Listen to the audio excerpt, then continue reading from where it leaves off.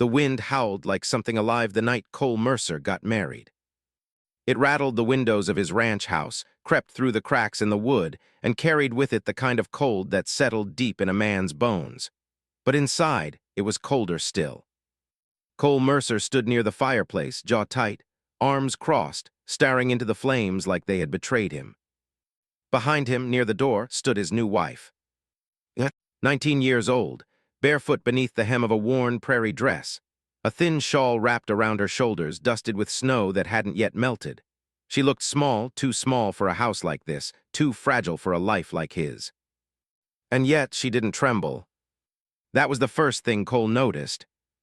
Not fear, not tears. Just silence. The kind of silence that didn't beg to be filled. The kind that made a man uncomfortable. Outside, a few of the ranch hands lingered, whispering before heading back to their quarters. The town had already made up its mind about this marriage. It wasn't love. It wasn't even choice. It was obligation. They had found her 3 days ago, alone on the edge of town, half-starved, her lips cracked from thirst, her eyes hollow but alert. No tribe, no family, no explanation. Just a girl no one wanted to take responsibility for. So they brought her to Cole. Because Cole Mercer was the kind of man people turned to when something needed fixing. A broken fence, a dying horse, or a life no one else wanted to carry.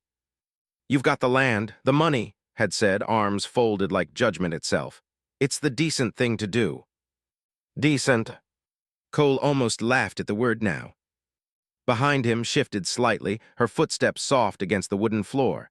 He turned, finally looking at her fully. Dark hair fell loose around her shoulders. Her face was pale, marked faintly with dust and something deeper, something older than her years. But it was her eyes that unsettled him. They weren't empty. They were watchful. Like she was waiting. For something he couldn't see. Cole exhaled sharply. "You can sit," he said, gesturing toward the table. She didn't move right away. Then slowly she obeyed. Dinner was quiet, painfully so. The sound of utensils against plates echoed louder than it should. Barely touched her food, only taking small, careful bites as if she were afraid it might be taken away.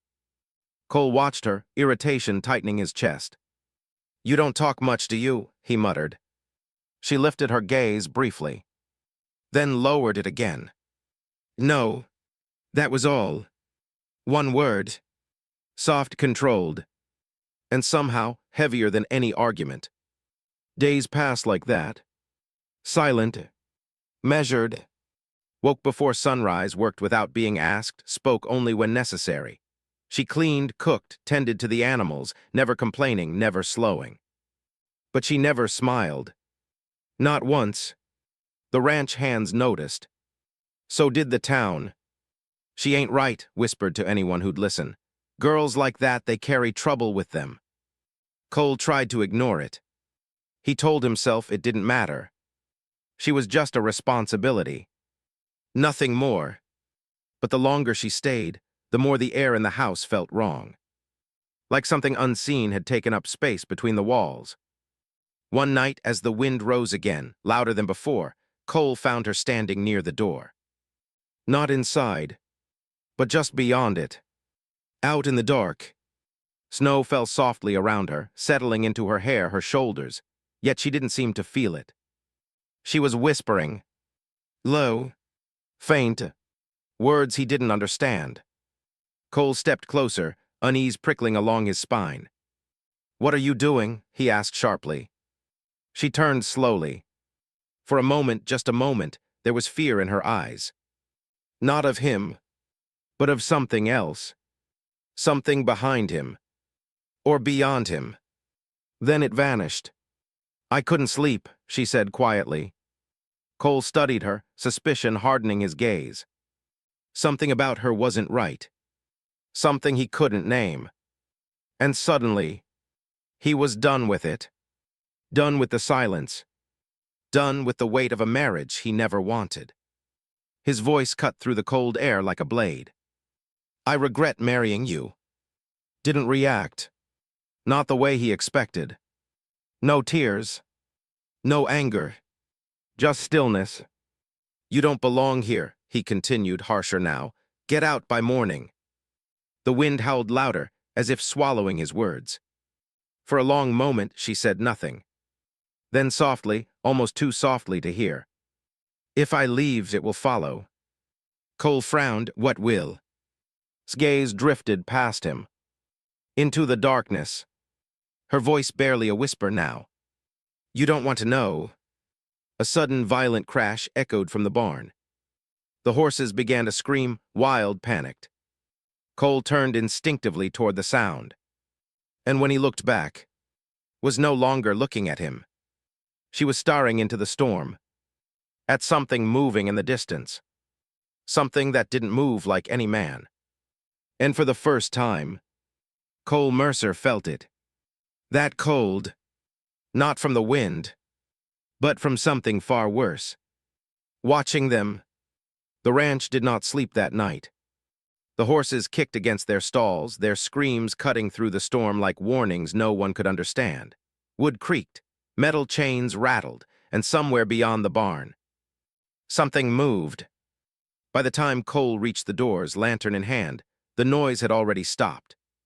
Too suddenly, too completely, the kind of silence that didn't bring relief, but dread. He pushed the barn door open slowly. The horses huddled together, trembling, their eyes wide and wild. One of them had torn its reins loose, foam clinging to its mouth as it snorted in terror. Cole stepped forward, scanning the shadows. Nothing.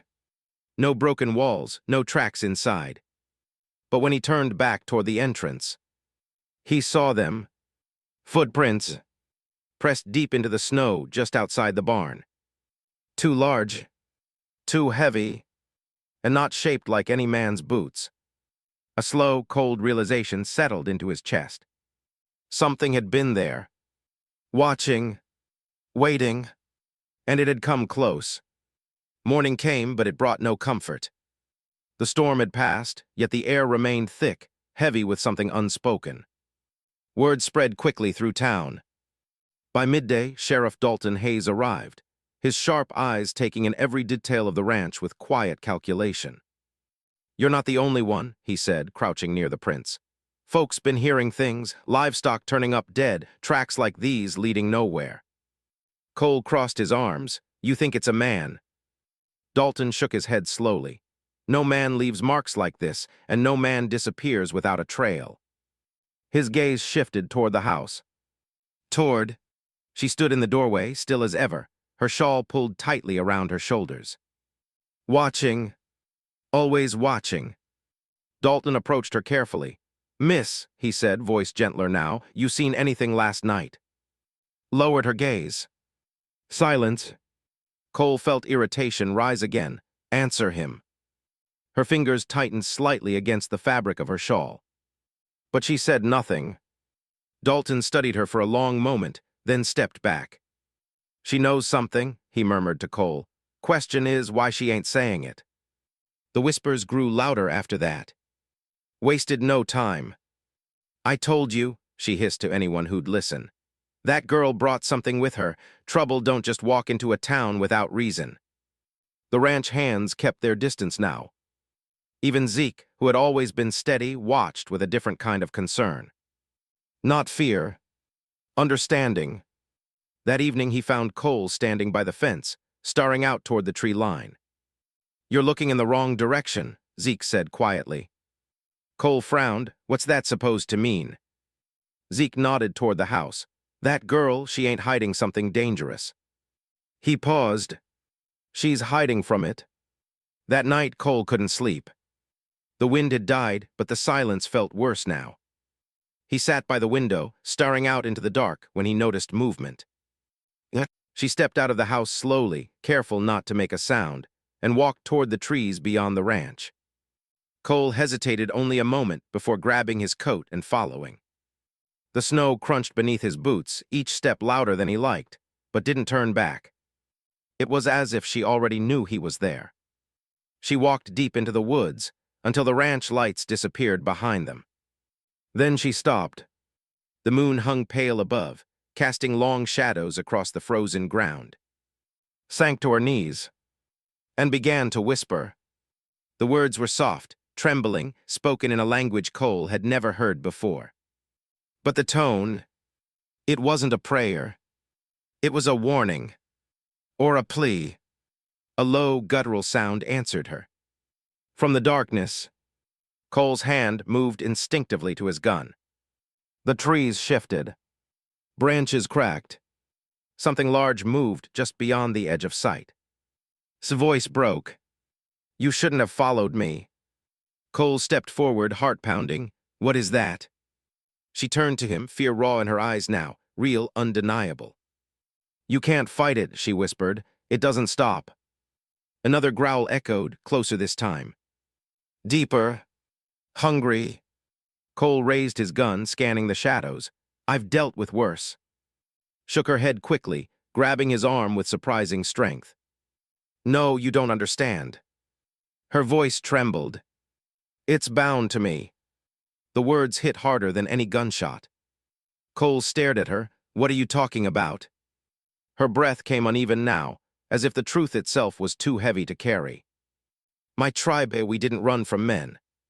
A pause. Her eyes filled not with tears, but with memory. We ran from this. The trees went silent. Completely. And then, two glowing eyes opened in the darkness, locked directly onto them.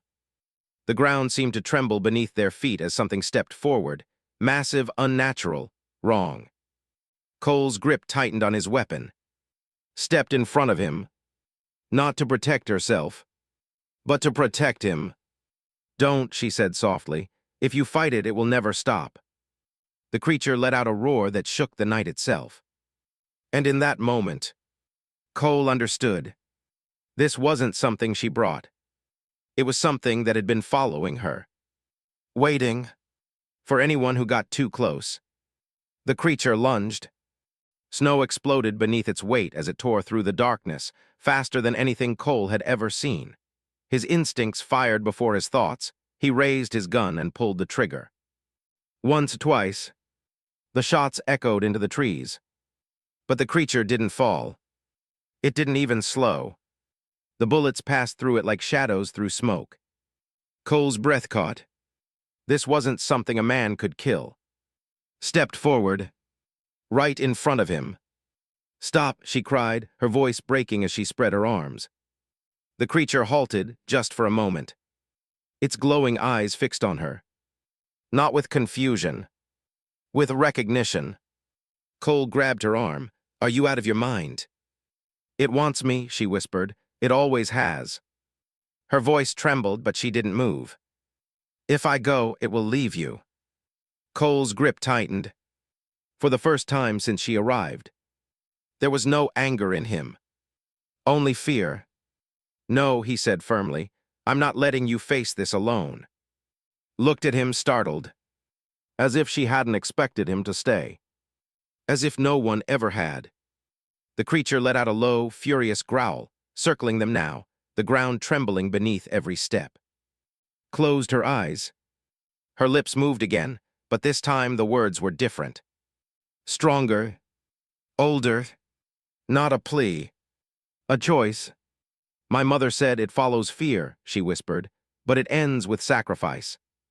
The wind rose violently around them, swirling snow into the air like a storm reborn. Cole stepped beside her. Not behind. Not pulling her away. Standing with her. Then we end it, he said. Together. The creature charged. His voice rose, and the world seemed to crack open. A blinding force tore through the night, swallowing the creature in a deafening roar. And then, silence. Dawn came quietly, as if the world itself had exhaled. The snow lay untouched, smooth and endless. No tracks, no signs of what had happened the night before. Only stillness. Sat on the porch steps, a blanket wrapped around her shoulders. Her face was pale but calm. For the first time, she wasn't listening for something behind her. Cole stepped out slowly, his movements quieter now, like a man who had left something behind in the dark. Or found something he didn't expect. He stood beside her, staring out at the horizon. "It's gone, isn't it?" he asked. Nodded faintly. "It won't follow anymore." A long silence stretched between them. But this time, it wasn't heavy. Cole rubbed his hands together, then glanced at her. "You were never the problem," he said. "I just didn't see it." Looked at him, her eyes softer now. "Not broken. Not afraid. Just seen." He sat beside her. Not because he had to, but because he wanted to. "You don't have to leave," he added quietly. Didn't answer right away. She didn't need to. Because this time, he wasn't asking her to stay out of duty. And she wasn't staying out of fear. The wind moved gently across the land. And for the first time since she arrived, it carried nothing with it. No shadow. No curse. Only the quiet beginning. Of something human. Which city are you watching our channel from? Please leave a comment and don't forget to subscribe to our channel.